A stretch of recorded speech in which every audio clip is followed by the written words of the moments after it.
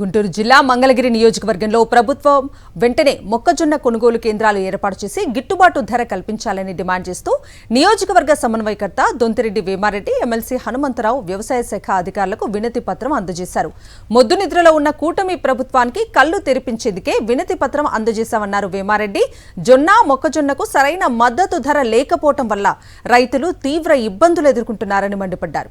ఇప్పటికైనా ప్రభుత్వం రైతులకు కొనుగోలు కేంద్రాలను ప్రారంభించి సరైన ధర ఇవ్వాలని, లేదంటే జిల్లా స్థాయిలో రైతుల కోసం పోరాటం చేస్తామని హెచ్చరించారు హనుమంతరావు. ప్రస్తుతం ఈ ప్రభుత్వానికి రైతు మీద, రైతు కష్టాల మీద, రైతు పడుతున్న బాధల మీద ప్రభుత్వానికి అవసరంలా. ప్రభుత్వానికి అంతా కార్పొరేట్లకు ఏ విధంగా దోచిపెడదాం, కార్పొరేట్ బిజినెస్ వ్యవహారాలన్నిటి కూడా ఏ విధంగా వాళ్ళకి పెడదామనే ఆలోచన తప్పిస్తే ఆరుగాలో చేలోబడి ఎండనక వాననక రైతు పడుతున్న కష్టానికి గిట్టుబాటు ధర లేని ఈ పరిస్థితుల్లో ఈ కూటమి ప్రభుత్వం నిద్రపోతుందని తెలియజేస్తున్నాం.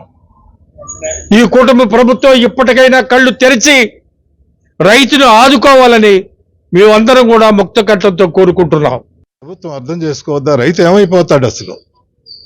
రైతు ఎన్ని కష్టాలు పడి ఎండనక వాననక ఇంట్లో ఉన్నటువంటి తాకట్టు పెట్టి డబ్బులన్నీ తీసుకొచ్చి వ్యవసాయంలో పెట్టి అనేక కష్టాలు పడేటటువంటి రైతుల్ని ప్రభుత్వం అర్థం చేసుకోవాల్సినటువంటి పరిస్థితులు ఎక్కడా కనపడకపోయేటైతే ఈ పరిస్థితి ఏంటి అసలు? ఏం చేస్తుంది ప్రభుత్వం? ఒకసారి ఆలోచన చేయాల్సినటువంటి అవసరం ఉంది.